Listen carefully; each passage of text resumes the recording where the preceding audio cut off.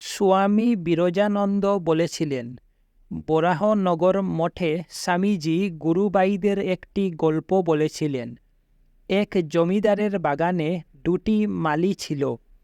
একজন প্রায় সব সময় করজোড়ে তার সম্মুখে থাকত ও ভক্তি গদগদভাবে বলত, আহা, প্রভুর কি বা চোখ, কি বা নাক, কি বা রূপ ইত্যাদি। অপর মালিটি সমস্ত দিন বাগানে খেটে নানা রকম শাক সবজি, ফল ফুল উৎপন্ন করত ও সেই সব রোজ মালিকের সামনে রেখে প্রণাম করে চলে যেত। মালিক কার উপর বেশি সন্তুষ্ট? ভগবানও তেমনি।